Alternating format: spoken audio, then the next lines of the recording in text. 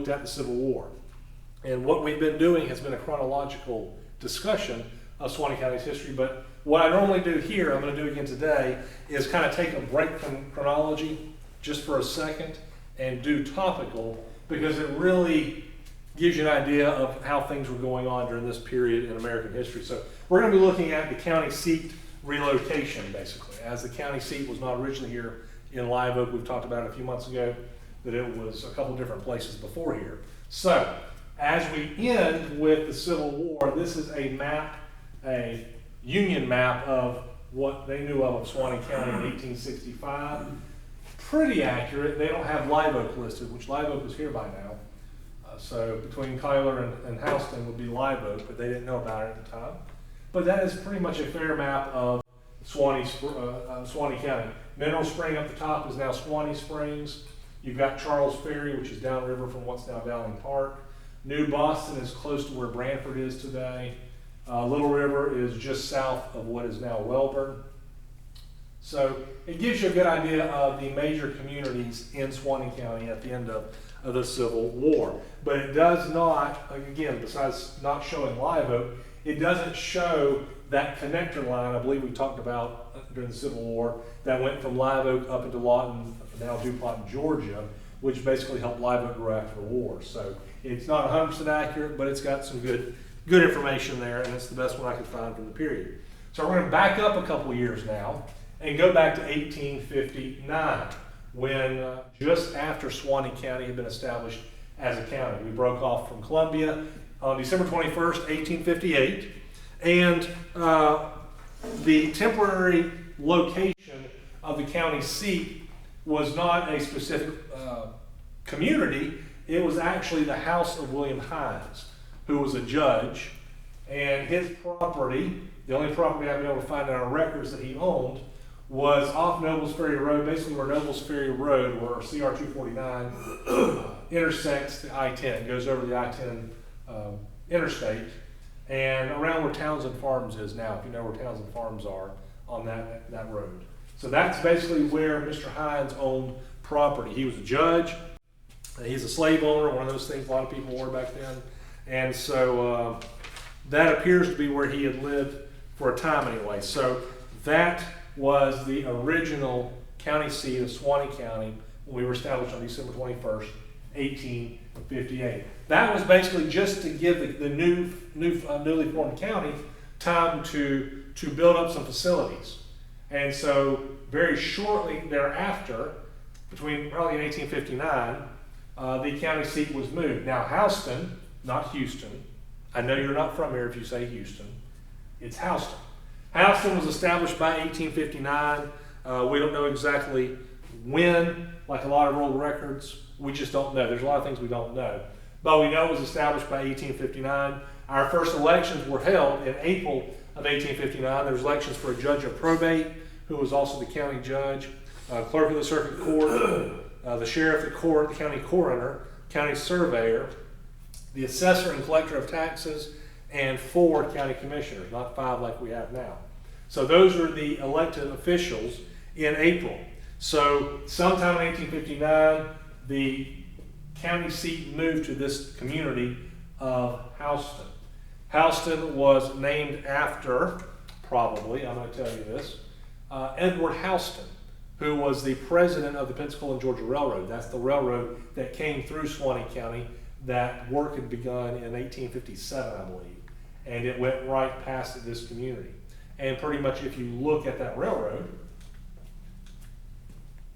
several communities that you don't even see right there grew up along that railroad, including Welborn, Live Oak.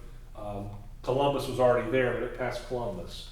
So several communities and several others that aren't there were built upon that railroad. So Edward Houston was the president of that railroad. Makes sense that they would name this community after him, this new county seat basically, after him. So by the fall of 1859, so less than a year after Suwannee became a county, the county seat has been officially moved over to Houston. You've got our records that we have at our clerk's office today are being dated from Houston. Now, a lot of those earlier records prior to that, I haven't found many, let's put it that way. So I'm not sure in the move stuff didn't get lost. But regardless, we have my 1859 Houston is the county seat. Let's see. Yeah, the original deeds for the county property, the original deeds that the county commissioners received for public property. I don't know if I brought one today. I don't think I did. But I had shown, I think, last month or last time. We had two 40-acre lots side by side that were donated, one by Mr. Hurst, one by Mr. Brannon, and that became the original county property. And it's basically where the golf course is today. So if you know where the country club is, that's basically where that county property originally was. So it's possible a courthouse was built there. We know by 1860, a suitable courthouse of some sort had either been bought or erected. It seems to be erected there in Houston because the judge at the time, Judge Baker, James Baker, for whom Baker County is named, he was writing in court minutes that basically the order was revoked to hold court in William Hines' house because we've got this other building built. So this is going to be now the new courthouse. So that happened. Now then, this is the only original copy, quote unquote, that I have of the plat of Houston. It's kind of hard to read. It's very hard to read. So what I did was years ago, I pulled up Excel and I drew it out from what we could read. So this is the plat of Houston. Going from the north to the south, the top is the railroad right-of-way. So that Pensacola Georgia Railroad went on the north side of the town, and then you have several streets south of that: Main Street, Troop Street, Haynes Street, and then east and west, the north and south running streets, you got Pine Street, Clay Street, several unnamed ones, then over to Archer Street and Union Street. So those are the known named roads or streets in Houston. Now these blocks are set up, blocks and lots, up to 176 lots, all probably about an acre or so in size. This looks all nice and neat, but in actuality, most of it was still nothing. There were the trees, there wasn't much in the way of roads. So just because it looks all nice and neat on this platted map here, it was pretty much still wilderness, a few scattered houses, the courthouse wherever it was. And so that was Houston. That was the community of Houston, not even a city or a town, but that was the county seat of Suwannee County at this point. And it was the county seat for several years. Several years ago, I tried to determine exactly where the county seat was located, where the courthouse, let me rephrase that, the courthouse itself was located, and try to find out who owns some of these properties. Has anybody done any old deed research, like 100-plus-year-old research of deeds? If you wanted to, come to the courthouse, and I can show you some. The problem with finding some of these properties is today we have a nice system of meets and bounds. You know, so-and-so degrees west, starting at this point, section township range, so many degrees, feet, seconds, minutes this way, things like that. It's very, very descriptive. And anybody that's got the appropriate surveying training anyway can plot it. Some of them are very simple, 40-acre lots and stuff, southwest quarter to southwest quarter kind of thing. Back then, they had the southwest quarter stuff, but usually when you went to lots, it was more of like beside, bounded on the west by Mr. Mosley's spot or Mr. Mosley's lot. Then you have to try to find his, Mr. Mosley's lot, and it would say bounded on the east by the guy you were just trying to look up. So they're referencing each other but not saying where they are. So that's bad enough. Sometimes, including one of the spots in Houston, the description beginning with a line of 3 turkey oaks, trees that are long gone, and that's how you're supposed to find description. So some of these lots, I know they said lot whatever, so that helped.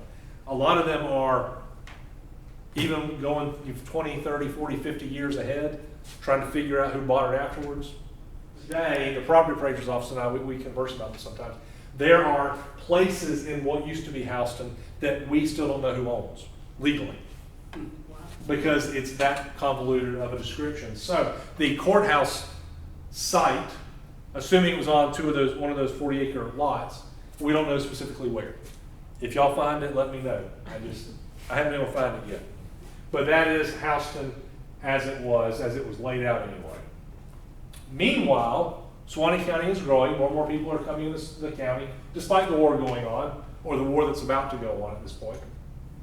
So prior to the Civil War, you've got a particularly large, not this tree, but representative, a live oak tree like that, or maybe bigger, that was a stop between Georgia and the Gulf of Mexico. People would stop there to water, because there was a pond. They would stop and water their animals. They'd take lunch breaks underneath the tree, and then head down to the Gulf of Mexico to get their salt, boil their salt for the year.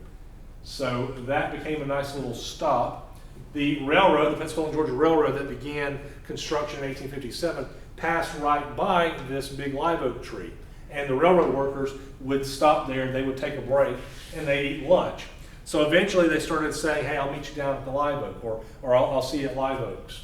And so that place, once the railroad was completed, became a station, and it was called the Live Oak Station originally.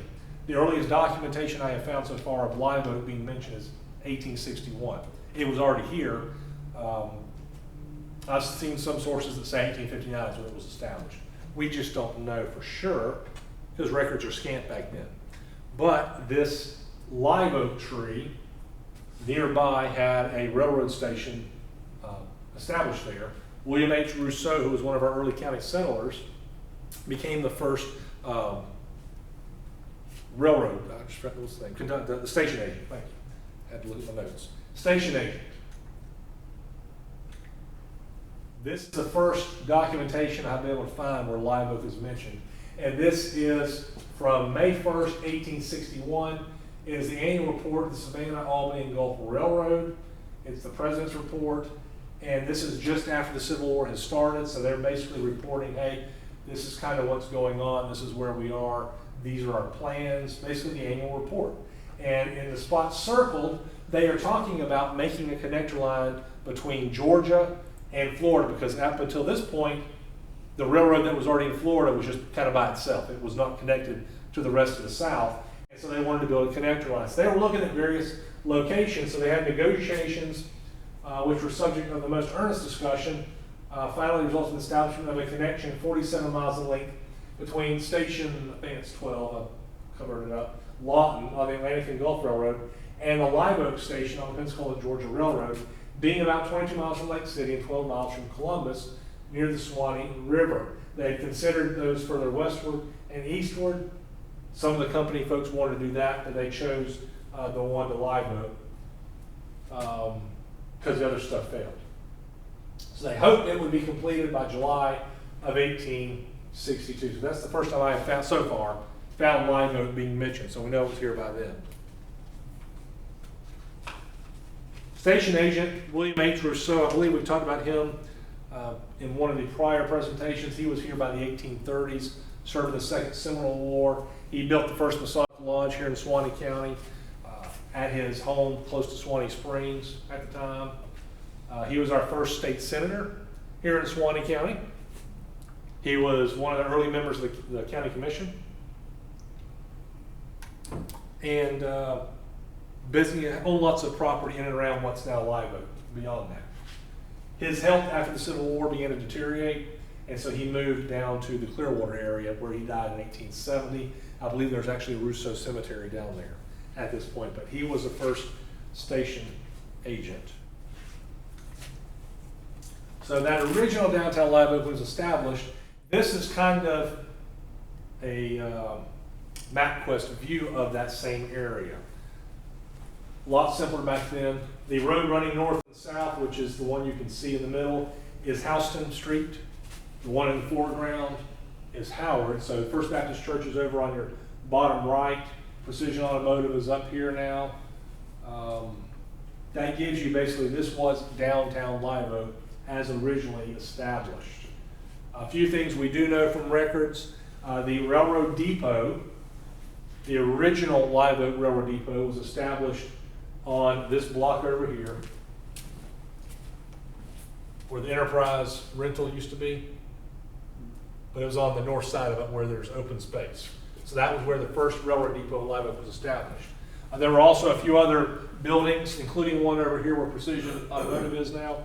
It was called the Savage House. It was built by the railroad company basically to kind of house their workers and all the other associated things that were necessary. But it was called the Savage House. I guess that was probably the guy that owned it. And as Live Oak grew, most of the businesses popped up on the north side of the tracks. So where there's the hearing aid place now, just north of the tracks on the west side, that used to be Mayor Broom's house. But before that, there was several businesses there. That was basically downtown Live Oak originally. Yep.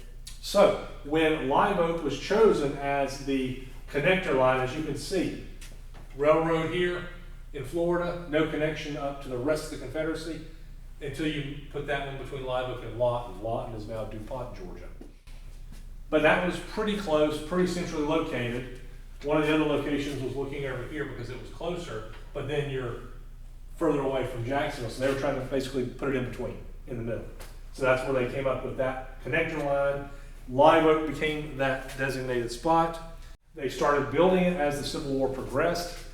As we've talked about before, I think with the Civil War, things like iron was hard to come by in the South. Most of the industrial strength of the country was up north in what became the Union.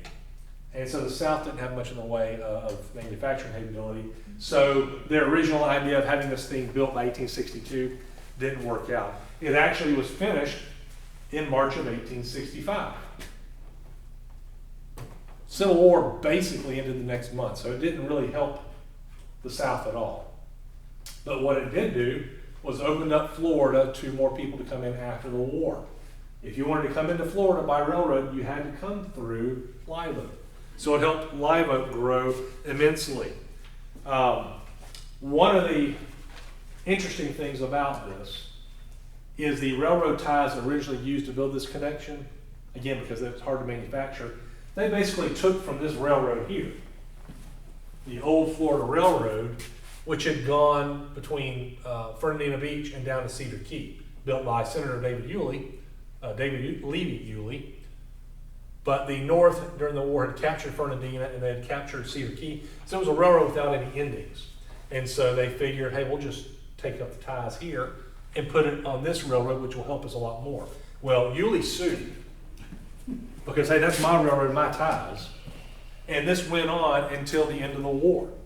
And in 1866, basically, he won his case. He won that lawsuit. So the railroad ties had to be removed from our railroad and put back on his basically defunct railroad at this point. And they had to manufacture new ties. So in 1866, it was finally redone, back in operation in October of that year, which again allowed people to move into Florida and especially Live Oak.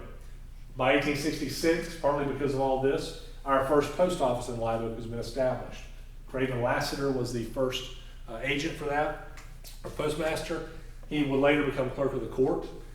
That post office was located in the parking lot of First Baptist Church. So on the southeast corner of that Howard Street intersection. By 1867, we've got telegraph lines in Live Oak spreading out all directions on the railroad, basically. John Parsley had lived in Massachusetts and Ohio and New York. Last place was Ohio. Had gained and lost a fortune basically with timber. So he came down south to kind of recoup his expenses and his losses and start over. So he came in 1866. He was here for a little bit, then he brought his wife and 6 kids down with him. He laid out what is now downtown Live Oak, but that's why in Suwannee County we have an Ohio Avenue, where he was from. Howard Street, named after one of his sons. John Street, named after another son. Parsley Street, named after the family. So downtown Live Oak, as we know it today, was laid out by this gentleman. He built his house across the street from where the courthouse is now, where the bank is, basically. Ameris Bank and the Work Nest. That was where his house was built, which I'll show you in just a minute. But he began making up a lot of improvements. He also built a lumber mill, sawmill and planing mill, just north of the Baptist church, just to the east of the original railroad depot. So he was building things up. Let's see. He built the first private schoolhouse in Suwannee County. So he was doing a lot between 1866 and 1868, specifically August 8th, which is when he died of what I'm guessing was probably malaria. They don't call it that back then, but based on his symptoms and stuff, it sounds like he had malaria. Live Oak had a lot of ponds at that point, so his symptoms seem to indicate malaria. But he died, and fortunately for us, if you like Live Oak anyway, his wife, Nancy, was very influential. She was, from the records I've read, she probably was the better business person. She was the one that had the original money that he had lost and whatnot. Her family was well off. So she was a very good businesswoman, and she was able to do a lot of stuff. The ironic thing is, when he died, the year he died, 1868, that pond that people had stopped at under that big live oak tree dried up, and the tree itself died. Because when they built the railroad, the tree was just north of it and the pond was just north of it. So when they built that railroad, apparently they messed up the pond, and it killed, I guess they cut the roots of the tree, so it died. So live oak was named after a tree that didn't last too long. There's a piece of it at the museum even today if you want to go see it. But that live oak tree died, the pond dried up, and Mr. Parsley died. So, kind of bad omens, but it worked out. It worked out. So this was Mr. Parsley's house. It was a big house, but it was kind of plainly built. I mean, you can see the columns. They're basically just, looks like 4x4s. They were not ornate because he was trying to move his family in quickly, because when they arrived, there was no house. The weather was really abnormal. I think it was too cold. And so they were living on the first floor of his business, but he wanted a house. So they built the house very quickly, very simply. And that house lasted until 1904, when it was torn down and became the Parsley Building, which later was torn down in the 70s and is now the Ameris Bank and the Work Nest. So across from where the courthouse is today was the Parsley property. I'm not sure, it's hard to tell who these women are, but it's possible the one on the right is Nancy Parsley and the one on the left is one of the daughters. They had a few daughters. So it's very likely, it's hard to tell, but very likely that's who those are. All right. John Parsley, influential in getting Live Oak, as we know it, building up. Well, the week before he died, the state legislature moved the county seat from Houston to Live Oak. This is August 1st, 1868. So the law had changed. The legislature had changed it from Houston to Live Oak. A lot of it had to do with Mr. Parsley himself getting involved in it. The move was done pretty quickly because basically the last week of July, the records we have are showing dated in Houston, and then the first week of August, Live Oak. So it was a quick move. They moved from Houston to Live Oak. Now, I'd heard stories years ago that supposedly the courthouse was moved from Houston to Live Oak on the railroad. No proof of that. There's no indications in any of the records. I think it's just one of those myths. But because where they held court and whatnot was a different location. So, let's see. So with the new location, the new county seat being Live Oak, they needed a courthouse. So what they did was they opened it up for bids, and in, let's see, November 6, 1868, the county commission, which we've got these minutes, the county commission voted to pick the Parsley lot, which was across the street from their house, or her house at this point, Mrs. Parsley's house. They picked the Parsley lot to be the new county seat, or new courthouse location. The other proposal was submitted by a guy named Nathan Walker, which is why we have Walker Street, and his associate Henry Wise, who ran a lot of the convict labor camp, which is a whole other story for another time. But they'd gone into business, and they proposed a location close to, at the time, what was downtown Live Oak, over there by Houston, close to Houston. That was their proposal. Well, the county commission picked the Parsley site, and so that was going on. So as that's going on, as Live Oak is now becoming the county seat, you still got the old property and the old courthouse in Houston, which is, again, why I think that that story about moving the courthouse over here is not right, because they're still bringing up that building over in Houston. So Mr. Hurst, who was the man who originally donated some of the property, he asked for the property back because the county had not sold most of it.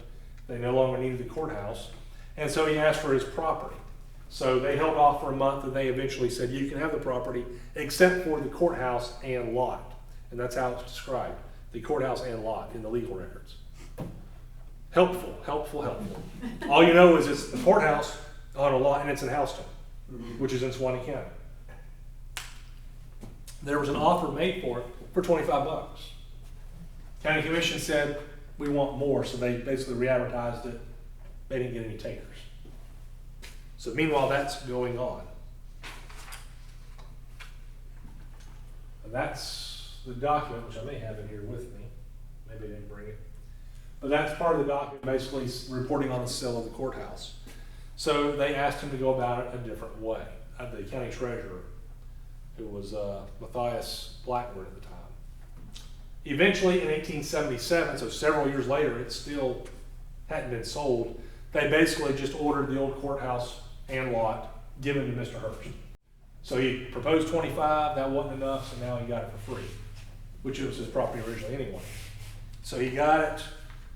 I have not found the deed where it was recorded that he got it back. Of course, the one I want. But that's not unique, because sometimes as I'm going through records, especially these earlier ones, Live Oak was a long way to travel if you were walking or on horse and buggy.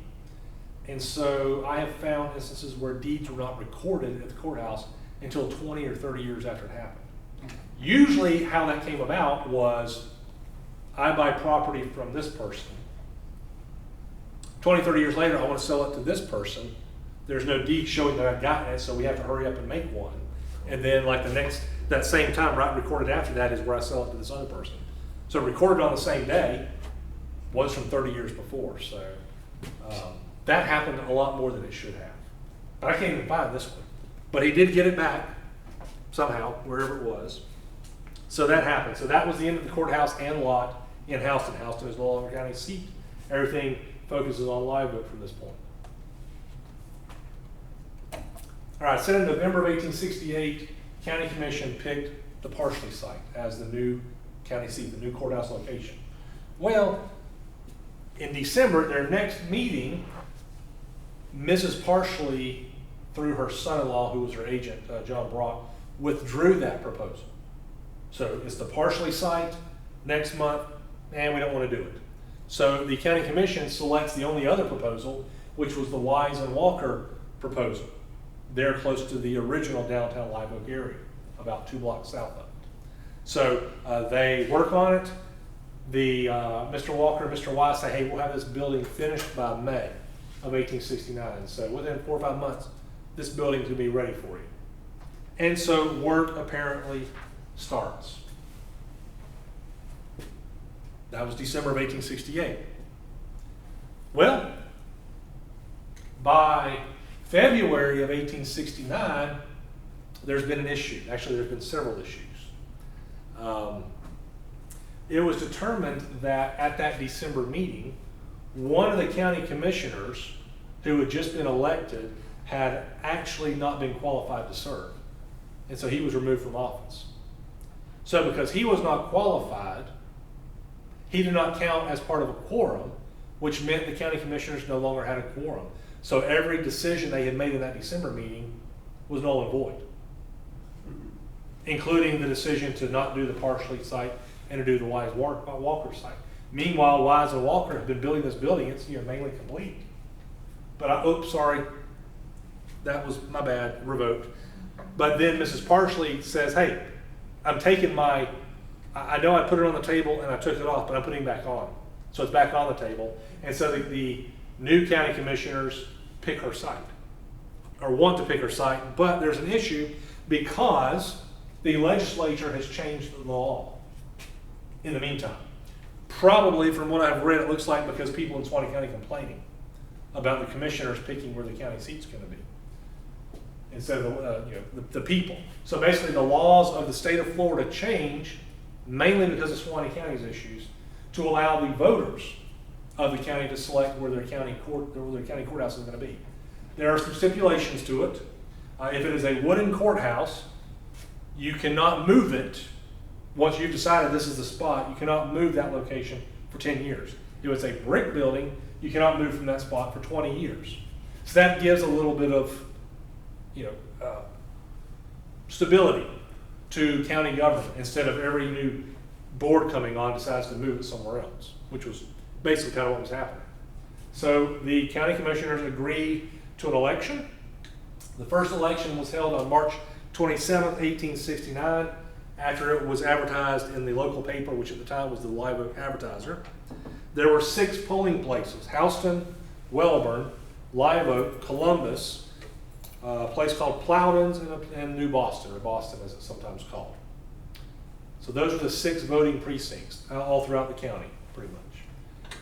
Here's what the results were, as far as they could tell anyway. Houston got 215, so they got more than the rest, but not a majority. The partially signed Live Oak got 168, and then there were 91 votes for Live Oak. So was Live Oak the partially site, or was Live Oak the Wise Walker site? So there was a lot of issues with the election. Since no site garnered majority, they had to redo it. Plus, as they started digging through the voting, they realized, A, some people voted twice. B, dead people were voting. And C, the county commissioners were not even sure where these sites were. Like, what's the Live Oak site versus the Parsley site? So they weren't even sure what the vote was supposed to be for. So they basically threw out that election, held another election in May, I believe. Yeah, May 15th. And they basically said, here's your 2 choices: Houston or the Parsley site in Live Oak. Parsley site got it. Pretty good number. So they became, the Parsley site became the county seat. This shows some of the elections here. The second election in May of 1869. So you've got the Parsley lot in Welborn. The Parsley lot got 21. The old courthouse lot in Houston got 25. In Columbus, which was on the far west side of the county, everybody voted for Live Oak because that was half the distance to where they needed to go. At Houston, for some reason, most of them voted for Houston. A lot of businesses had already been established there. Of course, you'd want to keep your business there. Only 6 voted for Parsley. And then at Live Oak, only 5 voted for Houston, 209 voted for Live Oak. And there were still some they didn't have come in, but it wasn't going to matter because they had a super majority. So that happened. Live Oak's Parsley site becomes the county seat. Mrs. Parsley records a deed in the county courthouse, and Live Oak has the county seat ever since. They could not build a building right away, a courthouse. So what they do is basically use the Baptist church that Mr. Parsley had erected a year or 2 before. That becomes where they're going to hold court and where they're going to hold county commission meetings. County commissioners get to rent it for $1 a day. Court, $2 a day. So we're talking about $20 to $50 a day to use those buildings. Meanwhile, as I said, the other building built by Walker and Wise is almost complete. They finish it up, and the county doesn't need it anymore. So Mr. Walker helps to incorporate, along with Nancy Parsley, who they do not get along. Although Mr. Walker was a former business partner of Mr. Parsley and came down, from what I've found about their families, they must have worked together up in Ohio and maybe even in Massachusetts. And Mr. Walker came down and was partnered with Mr. Parsley in that sawmill until Mr. Parsley died. So they have a lot of connections, but a lot of bad blood. So Mr. Walker goes in with Nancy Parsley and a whole bunch of other prominent citizens, and they use that almost courthouse to be the Suwannee School Company. It is incorporated on September 7th, 1889, and what they propose to do is to house a white male and female seminary. This is Articles of Incorporation. I've got it in here with some of the documents I brought in. But some of these folks are very well known. There's R.L. Wiggins, C. Brinson, which is Cyprian Brinson, big wig, John A. Irvin, who owned a lot of downtown, or basically all of Live Oak at one point. W.B. Taylor, another county commissioner. George Turner, W.W. Keefe, who ran the newspaper. N.H. Walker, which is Nathan Walker. Then John W. Rice, who was a judge. Warren Scranton. Scranton was another big name here. V.M. Holman, D.W. Tedder. I mean, basically the who's who of Live Oak and the surrounding area at this point. So they run it. They do this school for white kids because, you know, it's racism, a different time period. Well, Mr. Walker gets into some trouble. He basically, a lot of his business ventures fail. He goes into $4,000 of debt, which I should have looked up, but that was a lot of money back then. $4,000. So he goes in debt. He's got to sell off a lot of stuff. Part of it is owed to Nancy Parsley for the sawmill and lumberyard and stuff. So basically he has to turn that over as partial payment. Well, things still aren't going for him very well. So in the middle of the night of October 31st and November 1st, that Halloween night, 1871, he flees, as the record says, out west to Chicago. That was out west in 1871. And he never returns. Meanwhile, that building, that school building, is still there. Elijah F. Henderson basically takes some of those lands that had been foreclosed upon that were Nathan Walker's, including the school building, and he uses it. In 1871, it's actually proposed to be, when they're trying to build a building, Mr.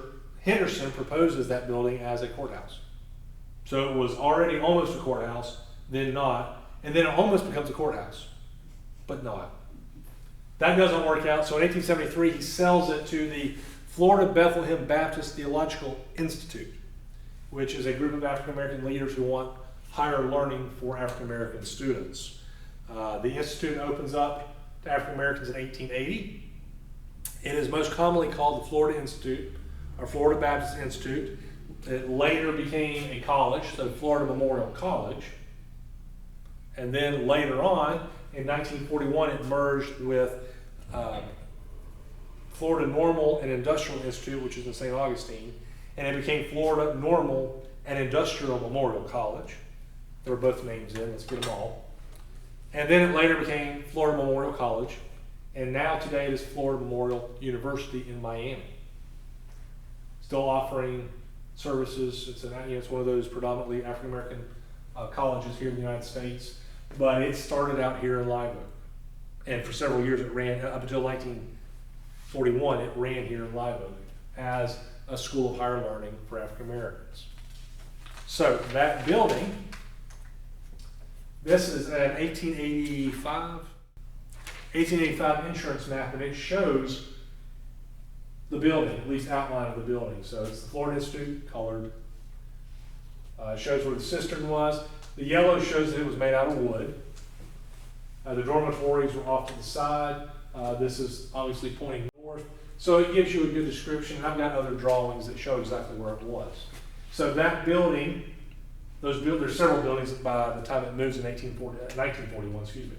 By the time it moves in 1941, we've got several buildings that are part of this school.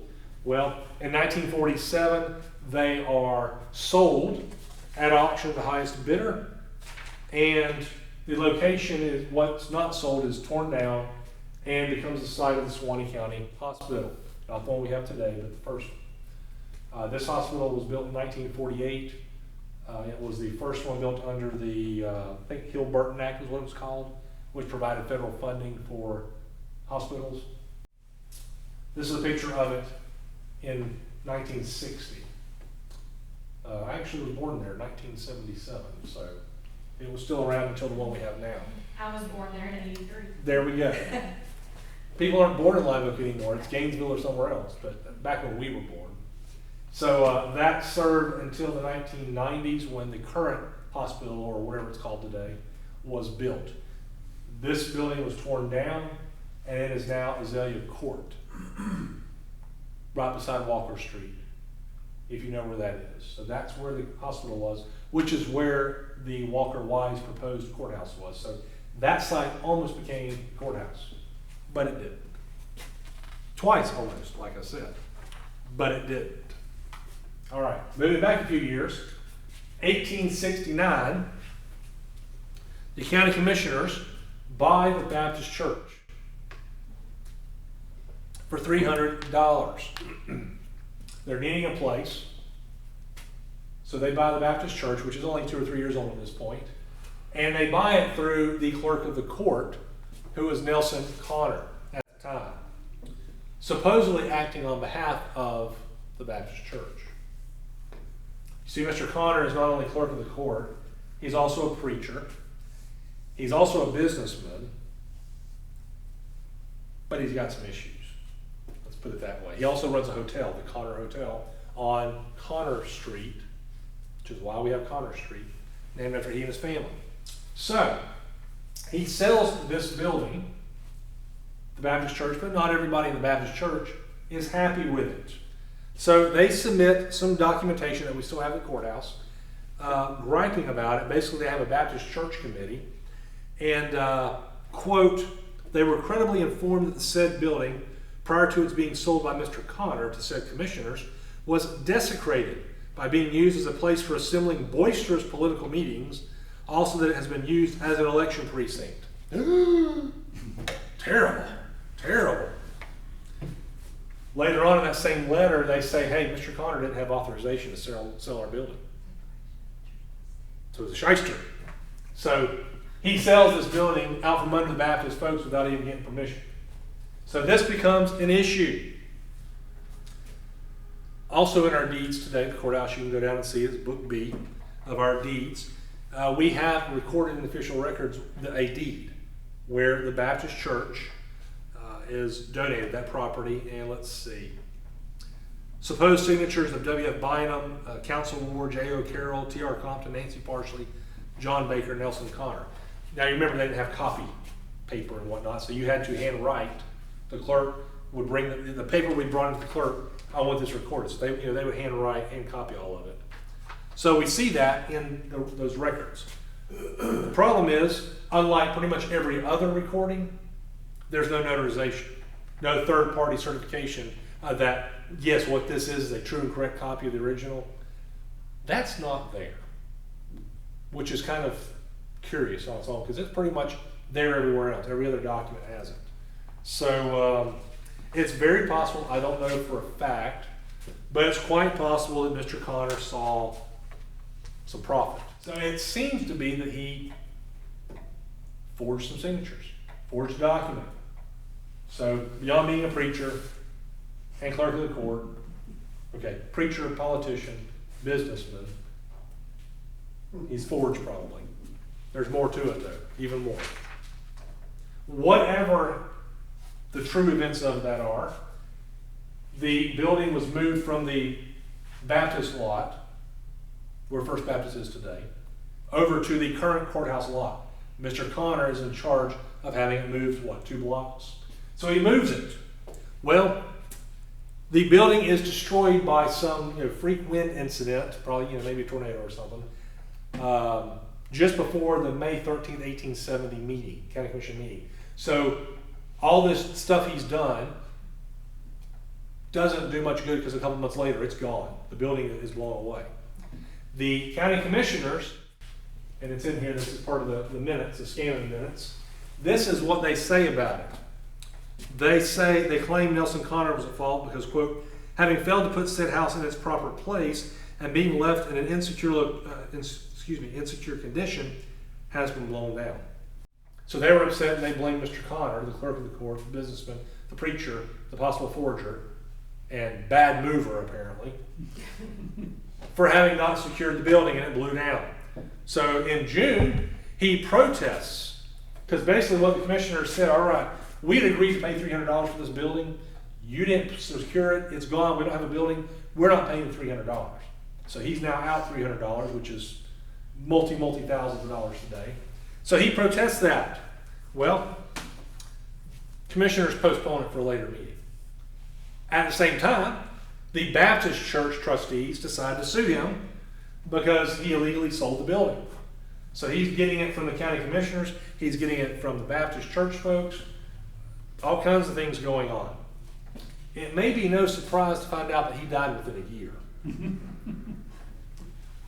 Because there's even more to it than that. I'll tell you in just a minute.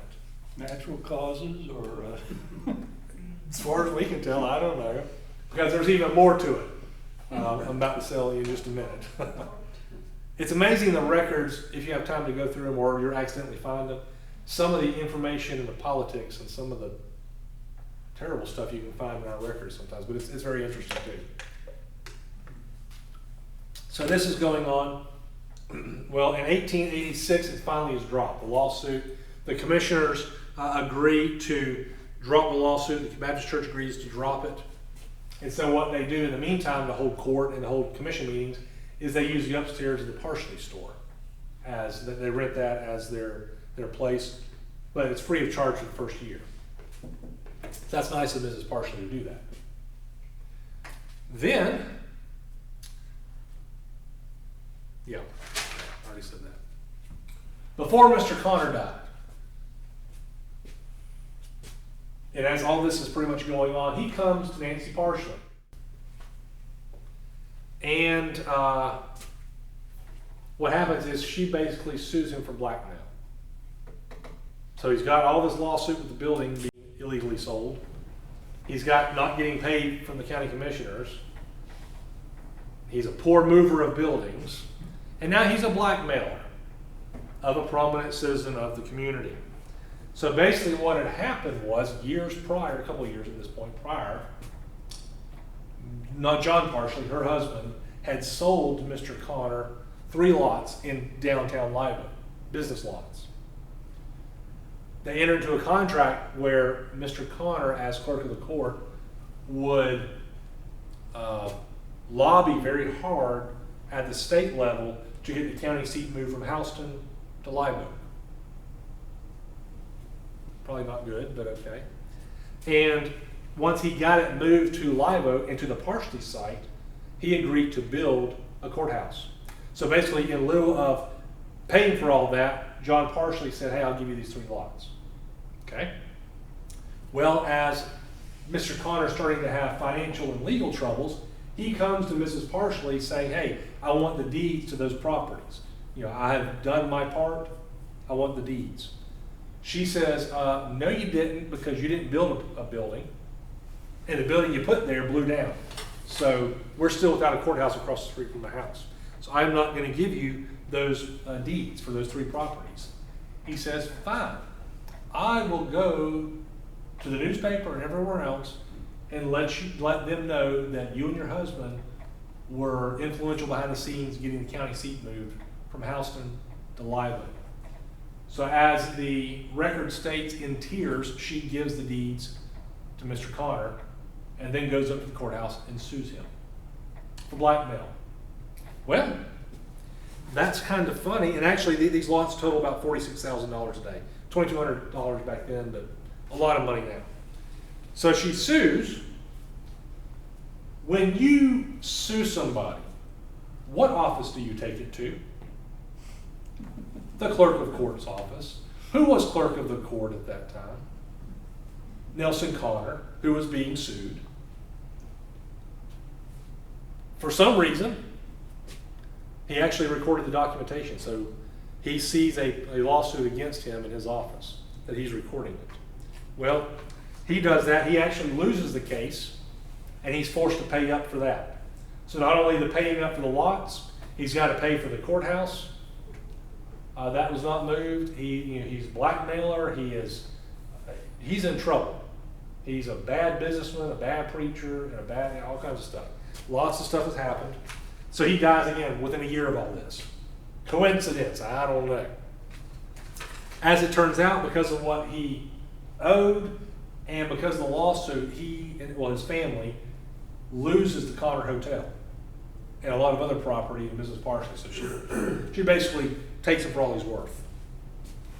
So that's going on. I mean, all this stuff going on. And remember, this is during Reconstruction, which we'll get into next month. But this is Reconstruction, so we've got a lot of Northerners coming in and all kinds of issues. So beyond the normal stuff, we've got all this politicking, backdoor politicking going on. And it's crazy. That's why I have a whole lesson that we're going to go over 1 o'clock on. talking about this county seat issue. It's amazing all the stuff going on. So, meanwhile, Suwannee County's population has increased by about 50% to either 3556 people or 3821. There's a new jail, two-story jail that's been built on the courthouse lot. In 1871, after the county commission has been renting space now, they go out for bids to have a building of a courthouse to replace the Baptist church that they haven't had for a while now. When the bids were received, it was realized that none of them had the partially lot as the location. It was pretty much other locations or previously built locations, including that one by Elijah F. Henderson. So he's got a chance again to have the courthouse built on that property. Let's see. Yeah, so it's the county commission is looking, all right, we'll just get Mr. Henderson's property, this building that's already here, and that'll become the new courthouse. And so that's what the county commission pushes. Well, there is a businessman in the current downtown Live Oak, which was supposed to be where the courthouse was, a guy by the name of John Purviance. He has got lots of business down there, and it's only a half a mile from the other site, but that's half a mile of walking. So he sues the county commissioners because he reminds them, hey, state law says you can't do it. And this is what part of the document is quoted. And I think I've got it in here. The present Board of County Commissioners, in utter disregard of the wishes of the majority of the voters in locating the county site, according to law, are now contracting for the erection of a courthouse on a lot near half a mile from the area designated by the voters of the county, as 2 years have not elapsed since said election. Again, wooden buildings had to stay in the same location 10 years, or the site had to stay in the same location 10 years, brick 20 years. So he sues, and it drags on for many months. Eventually, Judge William Bryson, says, county commissioners, you're wrong. You're going to build a courthouse on the partially lot as the law dictates.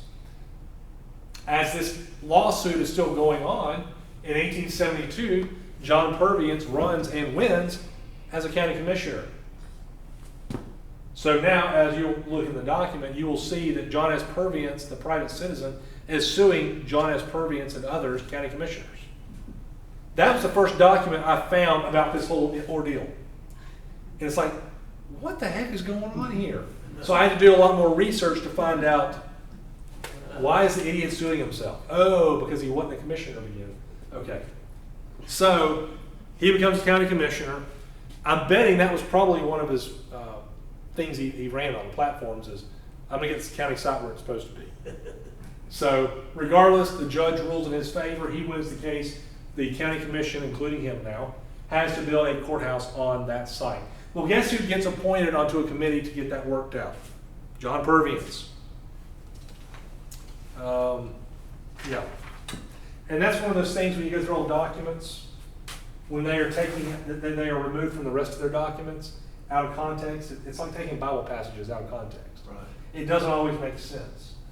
Yeah, I think I got it in here somewhere. Yeah, there we go, right there. So I've got it if you want to look at it later. So he sues, he wins, and by the end of 1872, so he becomes a commissioner in early 1872. By the end of 1872, he is chairman. Purviance is the chairman of the Board of County Commissioners, and he advertises new specifications for the courthouse, which I've got those in here too. So it's going to be on the partially lot. That is no longer in question. In July of 1873, they entered into a contract with a guy named Willis Ball. He lived in Leon County, and he is going to erect a 5,400 square foot wooden courthouse for $8,000. I've got that contract in here. So he agrees to build it. We've got lots of negotiations, and the letters with the negotiations at the courthouse. One of them is, not that one. Let me flip there to that. I guess the county commission is wondering what's taking Mr. Ball so long to build it. So he sends a letter, which we've got at the courthouse. I didn't have time to get it. But in 1873, June 22nd, he writes to Mr. Purviance as chairman. And he says, I received your letter of the 10th and ought to have answered it, but had been trying to get off but could not. I'd been laid up for a month with diarrhea. And then he goes on to other discussions. And I pull this letter out, and I usually, when I do presentations for kids, that's usually my horror story of why you don't post everything on the internet. Because in 150 years, somebody's going to be laughing about your diarrhea. But yes, so he had diarrhea, he had some ailments, but he finishes the building, and it becomes in March 2nd of 1874, they divide up who's going to be where in the courthouse. It's 2 stories. There's a picture of it from the 1960s. The clerk of the court would occupy the northeast room, the judge would occupy the southeast, the sheriff and tax collector would occupy the southwest, and the treasurer the northwest. Second floor was where the meetings would be held. So that is a picture taken 90 years later. Let's see, I've actually got the original insurance documents for it too. At the courthouse, Franklin Fire Insurance and Virginia Fire and Marine Insurance. So we've got that. All kinds of documentation about this courthouse. This courthouse was used until 1904. By that point, it outlived its usefulness. Suwannee County had grown immensely. Live Oak was about to be the 05 census, would show it was the 5th largest city in the state. We needed a bigger, better, nicer building, and so they agreed to build a brick courthouse much bigger. This building, the old courthouse, was then moved across the street, across Wilbur Street to, let's see what's there now, the jail. The jail is there now, part of where the jail is. And it was used as a boarding house, apartment house, called different things, the White House, the Brown House, depending on who owned it, last name. So it was used for many years. Eventually it was torn down. This is 1964 when Hurricane Dora hit Suwannee County, and it's showing basically the layout of it. This is a closer picture a few years later. The back of it says it's for renovations. No, that's when they tore it down. Maybe they wanted to renovate it and they decided it wasn't worth it, but they tore it down. But that's the last picture I've got of it. Now then, if this had happened in the last 20 or 30 years, there probably would have been some effort to save the first courthouse in Live Oak. But this was the 1950s and 1970s. Out with the old, in with the new. Let's tear down a bunch of stuff. So this happened. Lost a lot of historic buildings. So this building no longer useful. They needed something bigger. So in 1904, they went out for bids, and architectural plans drawn up by Benjamin B. Smith from Montgomery, Alabama. And he would also be the superintendent of construction. He'd get 5% of the total cost. The county commission also accepted a bid from R. Huggard and Brother, also of Montgomery, I believe, to build this new courthouse for what at the time was $41,300, which, according to calculations I did yesterday, just straight calculation, is $1.4 million today. Not including the fact that it's courthouse and all the other stuff today, just taking inflation calculator. $1.4 million. So it's still not a lot, but it would cost a lot more today to build. So they built it. They talked about what to do with the old courthouse, so they moved the old courthouse across the street. They had built a brick vault within that building or beside that building, and they agreed that J.W. Bryson, who was, Connor Bryson, would be able to use that vault as long as he erected a new building that the clerk of court could use at the time nearby. So he does that. All the Masonic lodges in the county were invited to take part in the groundbreaking, laying the cornerstone, so that was done. And within, let's see, the cornerstone was laid February 29th, 1904, and county commissioner accepted it August 1st, 1904. So it's one of the oldest courthouses still in use in Florida as a courthouse. Over the years, there were minor repairs, renovations, that kind of stuff over the next 50 or so years. And then there was talk of out with the old and with the new, like a lot of other places. So they were very seriously considering tearing down the building. But they didn't have the money to tear it down and build a new one, I think is what happened.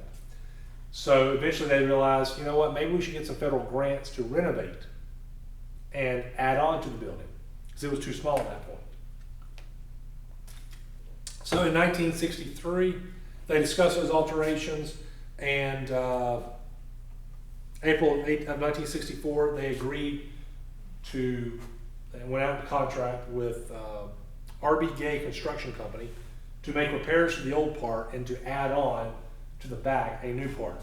So they continued to work on that. Meanwhile, the county offices were moved to a couple different locations. Court and county commission was going to be held at City Hall at the time, which is now the Chamber of Commerce. So construction goes on. Well, that's April of 1864. In September of 1964, did I say April 1864? 1964, sorry. Construction begins. September, we've got Hurricane Dora, which floods downtown Live Oak. So here's an aerial, and this is all water. And you can see the frame of the addition.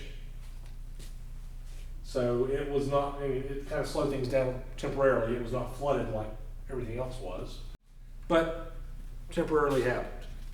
On April 6, 1965, the county commission is advertising for insurance for the new addition, and renovations were 100% complete.